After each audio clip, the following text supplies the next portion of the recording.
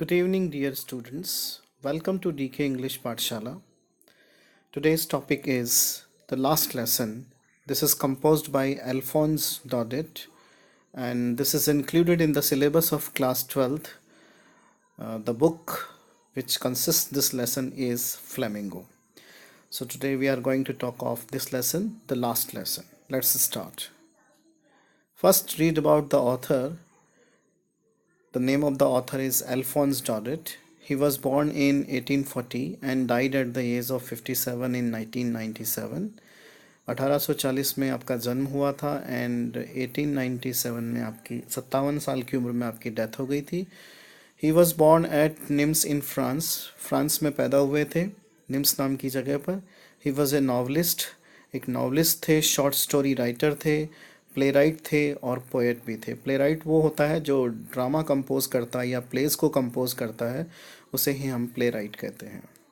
Now let's talk about important characters of this particular lesson. First character is M Hamel. He is a teacher. He is a very important character. The whole the story revolves around him. बहुत important character है M हैमल, जो कि एक teacher है और पूरी की पूरी कहानी इसी के आसपास में घूमती है. और second character Alphonse Daudet. He is the narrator himself, जो इस कहानी को नरेट कर रहा है. और तीसरा कैरेक्टर है वेक्टर. ज़्यादा इम्पॉर्टेंट कैरेक्टर नहीं है लेकिन फिर भी लेसन में चूँकि इसका जिक्र किया गया है इसलिए इसको कैरेक्टर्स में इंक्लूड किया गया है. ए ब्लैक स्मिथ, एक लोहार है. और फोर्थ हैं द विलेजर्स, जो इस कहानी में एक महत्वपूर्ण हिस्सा निभाते हैं. Let's talk about the important parts of the story also. The first part is the narrator's fear. Now the question arises, what the narrator fears of. The narrator fears of his teacher. Why does he fear? This is explained further. The second thing is changes in his school. When the narrator reached his school, what changes did he notice? The third one, regretful session. Regretful session means all were feeling sorry for each other. So what was the cause of that one? That is named as regretful session. Fourth, how M Hamel took his last lesson.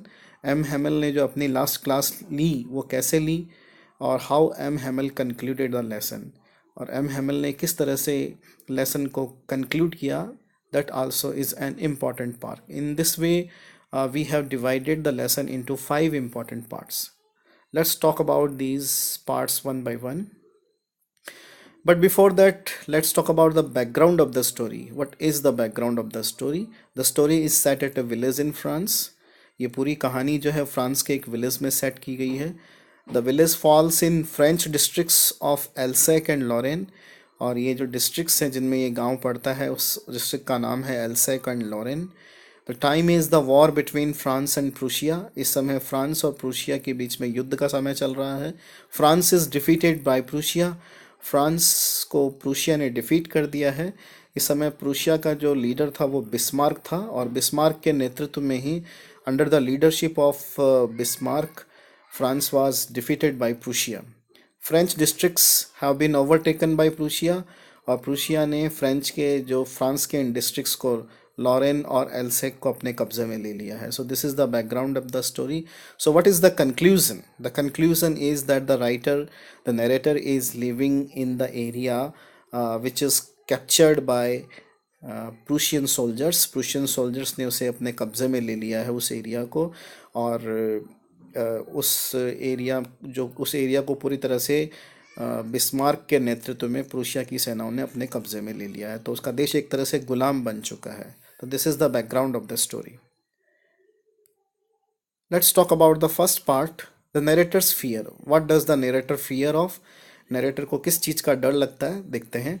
The lesson starts with the narrator Alphonse Daudet's fear of going to school. He does not want to go to school. Why does he not want to go to school? School वो क्यों नहीं जाना चाहता है, उसके कुछ reasons हैं. What are those reasons? Let me tell you that यहाँ से बहुत इंपॉर्टेंट क्वेश्चन एग्जाम में पूछा जाता है कि why did the narrator not want to go to school. So you should be very specific, you should be very clear about these 2 reasons. The first reason is his teacher was going to ask him grammar rules but he did not know anything of those rules as he did not understand them. पहला reason जो बिल्कुल obvious है कि उसका teacher उससे उस दिन grammar rules पूछने जा रहा था और उसे उन रूल्स के बारे में कोई भी जानकारी नहीं थी, क्योंकि उसने उन रूल्स को समझा ही नहीं. He could not understand them. The second reason, the weather outside was very pleasant. जो बाहर का मौसम था वो बहुत अच्छा था. He prefer to watch chirping birds and drilling Prussian soldiers. उसे इस मौसम का मज़ा लेना, चर्पिंग बर्ड्स को देखना और प्रूशियन सोल्जर्स को ड्रिलिंग करते हुए, ड्रिलिंग का मतलब प्रैक्टिस करते हुए देखना, ये चीज़ें ज़्यादा अच्छी लग रही थी बजाय स्कूल जाने के लिए. That's why he did not want to go to school. So this makes an important question for board examination here. Why did the writer or narrator not want to go to school? The second is changes in his schools. But despite of the fear of the teacher के fear के बावजूद भी, इतने अच्छे मौसम के बावजूद भी, he reached school. वो स्कूल गया. He found following changes in the school. यहाँ से भी एक important question उठता है कि what changes did the writer notice on the last day of the school, on the day of the last lesson. Last lesson के दिन, because the title जो है इसका वो last lesson है, तो obviously this was going to be the last class. उस दिन उसने स्कूल में क्या क्या changes देखे. Number 1, people were standing before the notice board. लोग नोटिस बोर्ड के सामने खड़े थे. Possibly there was a bad news. शायद कोई बैड न्यूज़ आई थी. और इस नोटिस बोर्ड की इम्पोर्टेंस यही थी कि जितनी भी न्यूज़ जो होती थी, अधिकतर बुरी न्यूज़, वो उनको इस नोटिस बोर्ड से ही मिलती थी. और अभी उनको एक ये नोटिस बोर्ड से यही नोटिस मिला था, यही न्यूज़ मिली थी कि there provinces or their areas was captured by Prussian soldiers, and now there will be no teaching of French in the school, but German would be taught. The classrooms were unusually silent. Classroom पूरी तरह से silent था. Generally जो noisy हुआ करता था. Previously he use to take the benefit of the noisy atmosphere to enter into the class without the knowledge of the teacher. तो previously वो उस नॉइजी एटमॉस्फेयर का फ़ायदा उठाकर क्लास में बिना टीचर की नॉलेज के भी घुस जाया करता था. बट ऑन दैट डे, क्योंकि बहुत साइलेंट था, एवरीबडी सा हिम. सबने उसे देखा एंटरिंग इनटू द क्लास में घुसते हुए, इंक्लूडिंग हिज टीचर. उसके टीचर ने भी उसको देखा. M Hamel, the teacher did not show any bitter reaction on his late coming. Teacher ने कोई बिटर रिएक्शन शो नहीं की उसके देरी से आने पर. So this also was a change which he saw on the day of the last lesson. M. Hamel, the teacher, was wearing his special dress which he used to wear generally on inspection days, which indicated that it was something special in the day. M. Hamel जो उसका teacher था, वो एक special dress पहन कर आया था school में. जनरली जो वो इंस्पेक्शन डेज पर ही पहना करता था.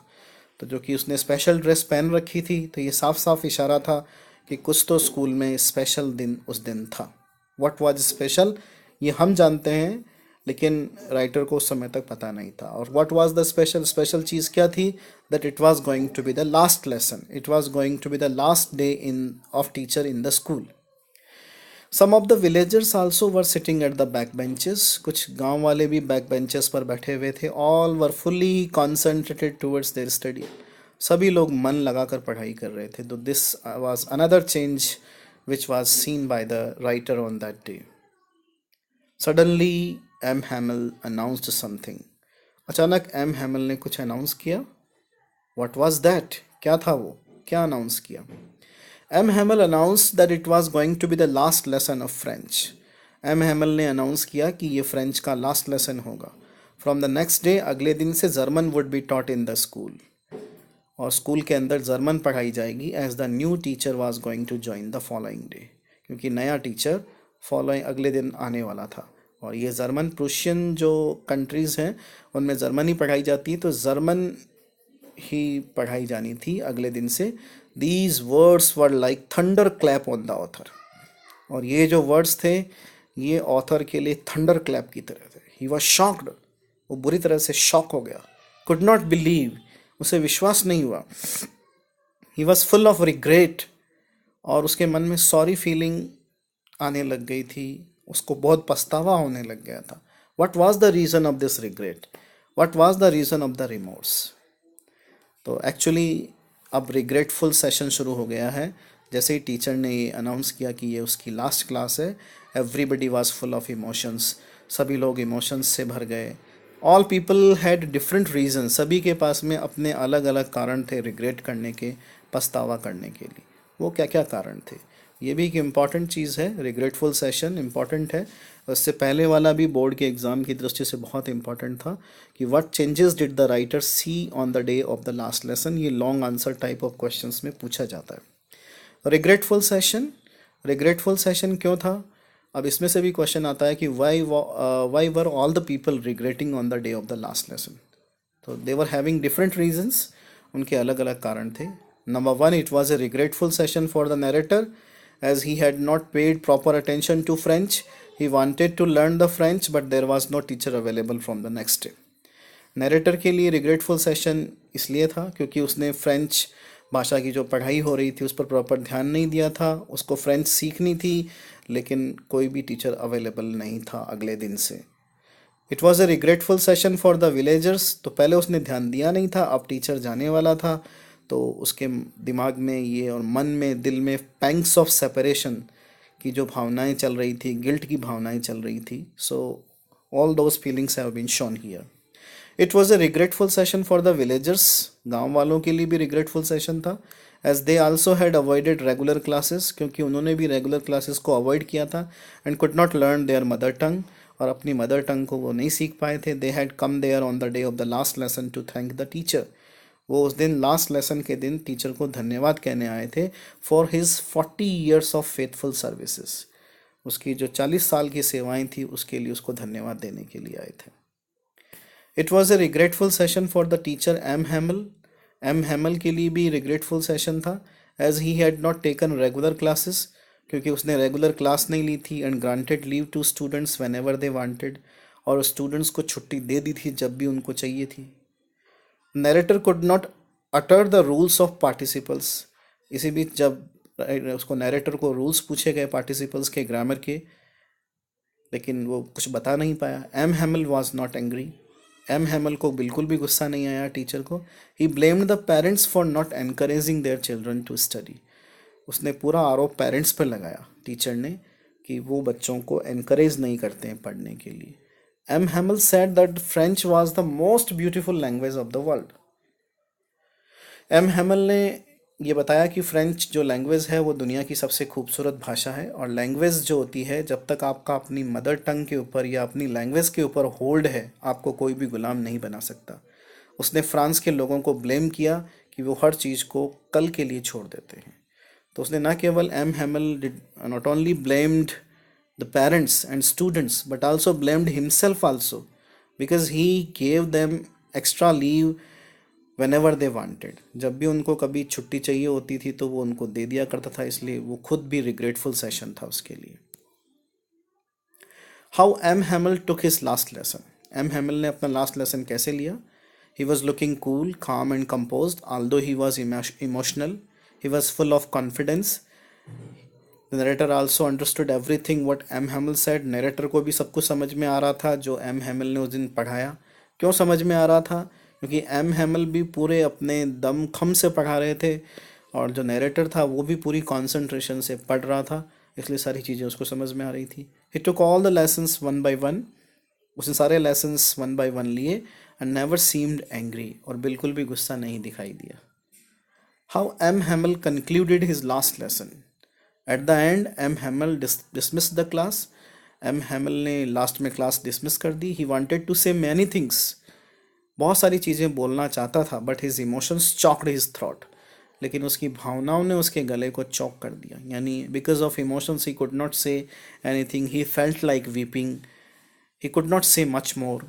वो ज़्यादा बोल नहीं पाया। He wrote on the board. बस बोर्ड पर इतना ही लिखा, vive la France, which means victory to France. उसने फ्रांस में की जो बोर्ड जो है उसमें फ्रेंच लैंग्वेज में लिखा, विवे ला फ्रांस, यानी फ्रांस की विजय हो।